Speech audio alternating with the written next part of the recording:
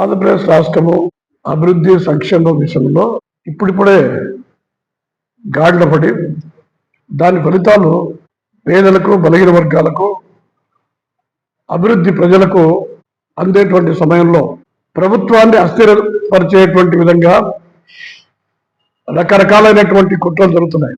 గతంలో సామాజిక వర్గాలకు మధ్యన ప్రాంతాలకు మధ్యన విభేదాలు సృష్టించి వైఎస్ఆర్సీపీ అధికారంలోకి రావాలని చెప్పి ప్రయత్నం చేసి అందులో సఫలీకృతమై 2019 నుంచి 24 వరకు అధికారంలోకి వచ్చింది.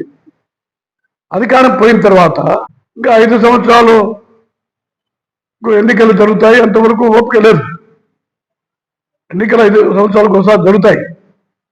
ఇంకా 3.5 సంవత్సరం పైన ఉంది. 90% మెజార్టీతో ప్రభుత్వం ఏర్పడింది. ఇప్పుడు ఎవరినో ఒకరిని అడ్డం పెట్టుకొని సామాజిక వర్గాల మధ్య ఘర్షణలు పెట్టి సమాజాన్ని కులాల వారిగా విభజించి ప్రభుత్వాన్ని అస్థిరపరిచి ప్రభుత్వాన్ని పనిచేయకుండా అభివృద్ధి సంక్షేమం జరగకుండా చేసే కార్యక్రమం వైఎస్ఆర్సీపీ జగన్మోహన్ రెడ్డి చేస్తాడని అనుమానం ఉంది. అనుమానం కాదు, స్పష్టమవుతా ఉంది. గతంలో ఏం చేశారు? రాయలసీమను పట్టించుకోలేదు. అక్కడ అమరావతి పోలవరం గురించి ఎక్కువ చంద్రబాబు నాయుడు గారు చర్య తీసుకుంటున్నారు. రాయలసీమ గురించి పట్టించుకోలేదని చెప్పి కొన్ని సంఘాలను తిరుపతి లాంటి ప్రదేశాల్లో విభేదాలు సృష్టించేటువంటి కార్యక్రమం చేస్తారు. ఇది అమరావతి కాదు భ్రమరావతి అని చెప్పి, అమరావతి కాదు కమరావతి అని చెప్పి అమరావతికి మిగతా ప్రాంతాల ప్రజలకు ఘర్షణ పెట్టేటట్టు ప్రయత్నం చేస్తారు. తర్వాత ఈ రాష్ట్రాన్ని ముందే చిన్న రాష్ట్రం అయిపోయింది. రాష్ట్ర విభజన తర్వాత ఈ రాష్ట్రాన్ని 3 ప్రాంతాలుగా, అక్కడ ఉత్తర కోస్తా, ఇక్కడ ఆంధ్ర, రాయలసీమ విడదీసి 3 రాజధానుల పేరుతో మళ్ళా ప్రాంతాల వారిగా విభజన చేస్తానికి ప్రయత్నం చేస్తారు. కమరావతి అమరావతి అని చెప్పి చంద్రబాబు నాయుడు గారి సామాజిక వర్గానికి, జగన్మోహన్ రెడ్డి సామాజిక వర్గానికి ఘర్షణ పెట్టి లబ్ధి పొందడానికి అట్లా ప్రయత్నం చేస్తాం. ఇన్ని చేసినా కూడా ప్రజలు 2024లో తెలుగుదేశం పార్టీకి పట్టం కట్టినారు. ఇప్పుడు కొంతమంది రిటైర్డ్ ఐపీఎస్ ఆఫీసర్లు కానీ ఐఏఎస్ ఆఫీసర్లు కానీ అడ్డం పెట్టుకొని వాళ్ళ ద్వారా ఈ ప్రభుత్వం పైన బురద తల్లి అలాంటి సామాజిక వర్గానికి అన్యాయం జరుగుతుందని తప్పుడు ప్రచారం చేస్తారు ఒకవైపు. మరొక వైపు ఈ మధ్య కేసీఆర్ నిధులు వేశాడు. కేసీఆర్ నిధులు వేసి కృష్ణా జలాల్లో మాకు భాగం కావాలా, పోలవరం నీళ్ళని గోదావరి నీళ్ళు కూడా ఆంధ్రాకు చంద్రబాబు నాయుడు గారు తీసుకుపోతున్నారు. అంతకుముందు కృష్ణా జలాల విషయంలో చంద్రబాబు నాయుడు గారు అన్యాయం చేశారని చెప్పి ఆయన ఒక పక్క ఎత్తుకున్నాడు. ఏం లేదు అర్థం కావడంలే. కృష్ణా జలాల విషయంలో బచావత్ ట్రిబ్యునల్ తీర్పు ఇచ్చింది. అప్పటి సమైక్య ఆంధ్రప్రదేశ్, కర్ణాటక, మహారాష్ట్ర మధ్యన విభజన జరిగింది, నీటి పంపకాలు జరిగినాయి. మళ్ళీ తెలంగాణ విడిపోయిన తర్వాత తెలంగాణ ఆంధ్ర మధ్య నీటి పంపకాలు జరిగినాయి. ఎవరికి కేటాయించినటువంటి నీళ్ళలో వాళ్ళకు కావాల్సినటువంటి ప్రాజెక్టు వాళ్ళు కట్టుకుంటారు. అట్లా కాదంట. అప్పుడు బచావత్ ట్రిబ్యునల్ తీర్పిచ్చిన దాన్ని ఇప్పుడు సమీక్ష చేసి ఇంకా నీళ్ళు ఎక్కువగా తెలంగాణకు కావాలని చెప్పి కేసీఆర్ డిమాండ్ చేస్తున్నాడు. దాంట్లో చంద్రబాబు నాయుడు గారిని నిందిస్తున్నాడు.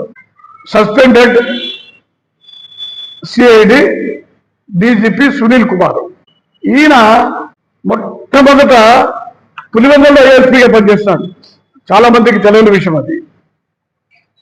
పులివెందులలో సునీల్ కుమార్ ఫస్ట్ ఏఎస్పీగా పనిచేస్తున్నాడు. ఇతను కాపులను దళితులను ఏకం చేసి అధికారంలోకి వచ్చి కాపులకు ముఖ్యమంత్రి పదవి, దళితులకు ఉప ముఖ్యమంత్రి పదవి అని చెప్పి ఈయన మొదలు పెట్టాడు.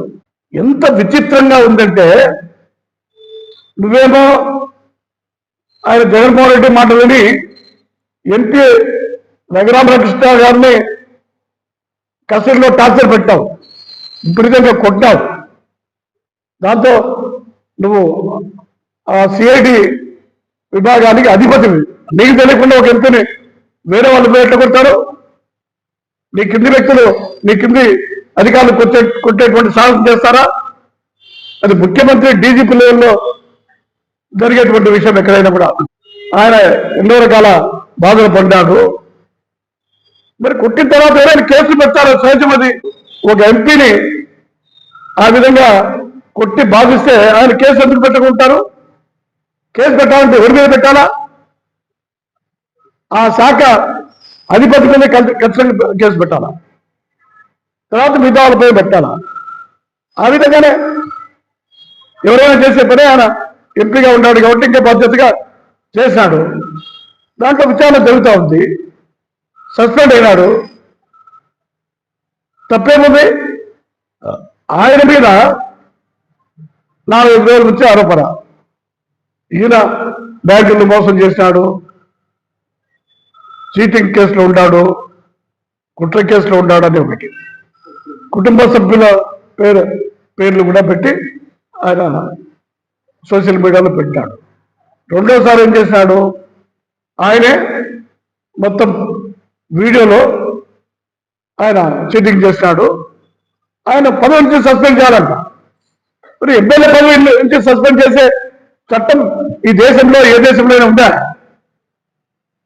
శాసనసభ డిప్యూటీ స్పీకర్ను సస్పెండ్ చేసే చట్టం రాజ్యాంగం ఎక్కడ ఉందా? ఎమ్మెల్యే రాజీనామా చేయాలా, లేదంటే చనిపోవాలా, లేదంటే అన్నది కూడా ప్రకటించాలా? ఇంకా డిప్యూటీ స్పీకర్ను తీసేయాలంటే చనిపోవడమో, రాజీనామా చేయడమో, లేదంటే అవిశ్వాస తీర్మానం ద్వారా ఆయన తొలగించాలా? వేరే పద్ధతి సస్పెండ్ చేసడానికి లేదు. అది కూడా తెలియకుండా డీజీపీ ఉద్యోగం చేస్తున్నాడు. సరే అంటే అయిపోయింది. ఇప్పుడు దిగినాడు రంగంలోకి. అంటే ముసుగు తీసేసినాడు. ముసుగు తీసేసి దళితులు కాపులు ఏకం కావాలంట. ఏకమై కాపులకు ముఖ్యమంత్రి పదవి, దళితులకు ఉప ముఖ్యమంత్రి పదవి కావాలి. నీకేమైనా భక్తి ఉంటే ఏమన్నా? నువ్వు నిజంగా ఈ 2 సామాజిక వర్గాల ఔన్నత్యమై కోరేవాడివైతే వైఎస్ఆర్సీపీ ప్రభుత్వం ఉండేటప్పుడు ఎందుకు నువ్వు అడగలేదు? వైఎస్ఆర్సీపీ ప్రభుత్వం ఉండేటప్పుడు కాపులకు ముఖ్యమంత్రి, దళితులకు ఉప ముఖ్యమంత్రిని ఎందుకు అడగలేదు? అంటే చంద్రబాబు నాయుడు గారు ముఖ్యమంత్రి చేస్తానే, తెలుగుదేశం పార్టీ కానీ ఎన్డీఏ కానీ అధికారంలోకి వస్తానే ఈ సామాజిక న్యాయాలు, అన్యాయాలు, వివక్షతలు గుర్తొస్తాయని అడుగుతున్నా. ఇంకొక ఐపీఎస్ రిటైర్డ్ ఐపీఎస్ అధికారి బయలుదేరినాడు. ఈ మధ్య రోజు వీడియోలు పెడతాడు. ఆయన దళితులకు న్యాయం జరుగుతుందని ఆయన మాట్లాడతాడు. మీరు ఈ విధంగా దళితులకు కానీ, కాపులకు కానీ, ఇంకా మిగతా సామాజిక వర్గాలకు అన్యాయం జరుగుతుందనేటువంటి మాటలు మాట్లాడేటువంటి వాళ్ళు మొట్టమొదటి తెలుసుకోండి. ఎన్టీ రామారావు గారు ముఖ్యమంత్రిగా ఉండగా సమైక్య ఆంధ్రప్రదేశ్ రాష్ట్రంలో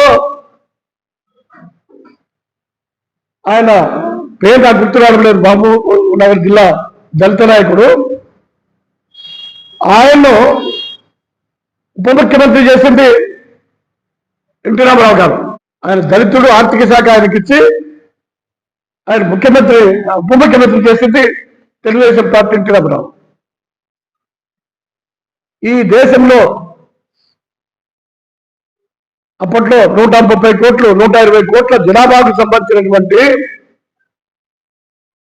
అత్యున్నత ప్రజాస్వామ్య వేదిక లోక్సభ స్పీకర్ను ఒక దళితుడిని బాలయోగం చేసింది తెలుగుదేశం పార్టీ, తెలుగుదేశం పార్టీ ముఖ్యమంత్రి చంద్రబాబు నాయుడు గారు చేస్తారు.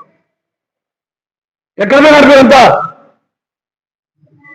ఈ సునీల్ కుమార్ ఎవరో మాట్లాడేటువంటి వాళ్ళు మరి ఆ రోజు చంద్రబాబు నాయుడు గారు మంచి పని చేశాడు, మరి దేశానికి సంబంధించినటువంటి ప్రధానమంత్రి తర్వాత అటువంటి పదవి ఇచ్చినాడు అని ప్రశంసించిన పాపాన పోయినారా? పిల్లంతా ఏం పెద్ద పని చేయలేదా? కళ్ళు కనపడలేదు అప్పుడు. ఇప్పుడు అన్ని న్యాయం చేస్తాను కూడా వీక్ష జరుగుతోంది. నువ్వు సునీల్ కుమార్ నువ్వు కూడా వచ్చి దాని మాత్రం మాట్లాడి మీరు పోతారు. రాజకీయాలంటే ఎన్ని కష్టాలు ఉంటాయి, రాజకీయ పార్టీలు అంటే ఎన్ని కష్టాలు ఉంటాయి, ఎన్ని ఇబ్బందులు ఉంటాయి, ఎన్ని సమస్యలు ఉన్నాయి. సునీల్ కుమార్ నువ్వు 24 గంటలు ఈ రాజకీయాలు ఉండి ఇప్పుడు రాజకీయాలు ఉండి నువ్వు తట్టుకుంటావా? దళితులకు కానీ కాపులకు కానీ ఈ రాష్ట్రంలో సమైక్య రాష్ట్రంలో గౌరవించినటువంటి ఉన్నత స్థానాలు కల్పించినటువంటి పార్టీ తెలుగుదేశం పార్టీ కదా. నీ చదువు, నీ హోదా, నీ గుర్తు రావాలను పోలీసు ఉద్యోగం చేసామని నీ క్రమశిక్షణ తెలియదు, నీకు రూల్స్ ఆఫ్ కండక్ట్ తెలియదా? రోజు ఒక వీడియో నేను ఒకటే కోరుతున్నా రాష్ట్ర కేంద్ర ప్రభుత్వంలో ఇటువంటి పనికిమాలకు అంత ఉన్నత స్థానంలో ఉండి బాధ్యత లేకుండా సమాజంలో చుచ్చుపెట్టి కులాల మధ్య ప్రాంతాల మధ్య వైషమ్యాలు పెట్టి చుచ్చుపెట్టి ఒక పార్టీని అధికారంలో లేకుండా ఓ పార్టీని తప్పుడు పార్టీలో దౌర్జన్యపూరితమైనటువంటి పార్టీలో నాయకులు అధికారంలోకి వచ్చే విధంగా కులాలను ఉపయోగించుకునేందుకు కేసు పెట్టి జైల్లో చేశారు. ఏదో ఉద్యోగస్తులు అధికారులతో గౌరవంగా ఉండాలా, స్నేహభావంతో ఉండాలా, మంచిగా ఉండాలా అని చంద్రబాబు నాయుడు గారు ప్రయత్నం చేస్తా ఉంటే దాన్ని మీరు దుర్యోగం చేస్తారా? దాన్ని అలసిగా తీసుకుంటారా? ఆయన పంచోళ్ళే ఉద్యోగస్తులు గౌరవంగా చూసుకుంటాడు, అభిమానంగా చూసుకుంటాడు, మేము ఎన్ని వికారాలు ఉంటే కూడా మమ్మల్ని ఏమనండి అని తయారైనారు. దానికి కూడా పరిమితి ఉంది. కాబట్టి ఇది రాజకీయం. ఇతను మాట్లాడింది వేరే పోలీస్ అధికారి కూడా, రిటైర్డ్ ఐపీఎస్ అధికారి అందరూ కూడా మాట్లాడుతున్నారు, ఇంకా కొంతమంది ఐఏఎస్ అధికారులు కూడా మాట్లాడుతున్నారు. ఇది కుట్ర.